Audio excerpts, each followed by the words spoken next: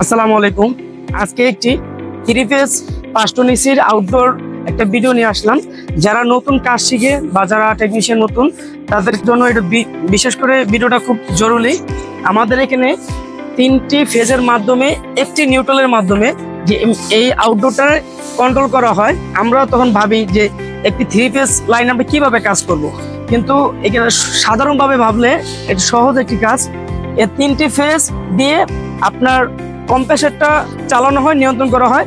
আর এখানে সিঙ্গেল ফেজের মাধ্যমে এই 3 ফেজের থেকে সিঙ্গেল ফেজ করে আপনার বুলার ফ্যানটারে রান করা হয়। ঠিক আছে, তা এখানে কি কি আছে? একটি হলো 5 টন কম্প্রেসর, একটি ওয়েল রিসিভার, 2টি বুলার ফ্যান, একটি পিসিবি সার্কিট, একটি ম্যাগনেটিক কন্ডাক্টর আর 2টি বুলার ফ্যানের ক্যাপাসিটার।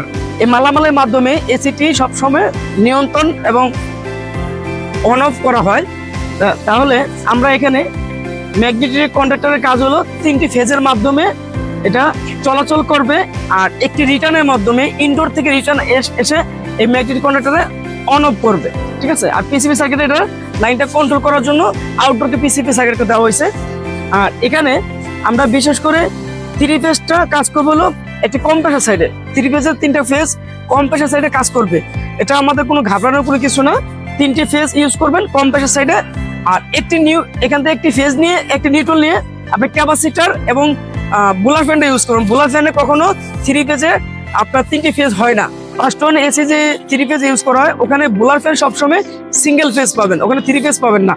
আর পিসিবি বোর্ডের কাজ হলো সংক্ষিপ্ত দেওয়া, লাইন অন অফ করা, আউটডোর কম্প্রেসর চালানো এবং ইনডোর থেকে রিটার্ন নেওয়া। এটা হলো পিসিবি সার্কিটের কাজ। আর এখানে একটি ডিসচার্জ হিটিল বাল্ব আছে, একটা কুলিং বাল্ব আছে। এই 2টি বাল্বের মাধ্যমে যদি হিট বেশি হয় তখন পিসিবি সার্কিটকে আপনার সংক্ষিপ্তি দিবে। আর সেকশনের যে বাল্বটা আছে কুলিং, ওইটা যদি কোনো কুলিং এর বেশ কম হয় ওইটা আপনি আপনাকে পিসিবি সার্কিটের একটা সংক্ষিপ্ত দিবে। তো এইভাবে এই আউটডোরটাকে নিয়ন্ত্রণ করা হয়। আমরা সবসময় আমরা নতুন টেকনিশিয়ান বাইরে চিন্তা করি যে ভাই এখানে 3 ফেজ লাইন আমরা কিভাবে কাজ করবো। না, এখানে চিন্তা করার কিছু নাই, এটা সংক্ষিপ্ত। এটা আমরা সহজভাবে যদি চিন্তা করি তাহলে সহজভাবে কাজটা আমরা কমপ্লিট করতে পারবো। আর ইনডোর থেকে 3টি ফেজ আসবে, একটি নিউট্রাল আসবে, আর 2টি তার আসবে। আউটডোর থেকে ইনডোরে যাবে লাইন, আবার ওখান থেকে রিটার্ন একটা রানিং চলে আসবে।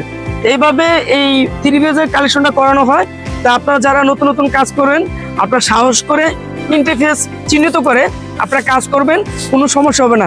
বেশিরভাগ আপনার মেকানিক্যাল সাইডে কাজ হয়, যেটা আপনার গ্যাস চার্জ, পাইপ লিক এগুলোই বেশি হয়, কম্প্রেসর পাল্টানো। কিন্তু চিন্তা করে কিছু নেই, আপনারা সাহসের কাজ ধরবেন বা আপনাদের সিনিয়র টেকনিশিয়ানের সাথে যোগাযোগ করবেন, তারপরে কাজগুলো আপনি উঠাতে পারবেন, আস্তে আস্তে কাজ শিখতে পারবেন। এইভাবে কাজগুলো করে থাকবেন, কোনো সমস্যা নেই। পরামর্শ করবেন, এক ভাই আরেকবার পরামর্শ করে আপনার কাজগুলো শেষ করবেন ইনশাল্লাহ।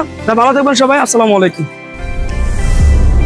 জি, আপনারা এরকম ভিডিও পেতে হলে আমাদের চ্যানেলটি সাবস্ক্রাইব করে রাখবেন আর পেজটি ফলো দিয়ে রাখবেন। আমরা সবসময় আপনাদের ভালো ভিডিও দেওয়ার চেষ্টা করব।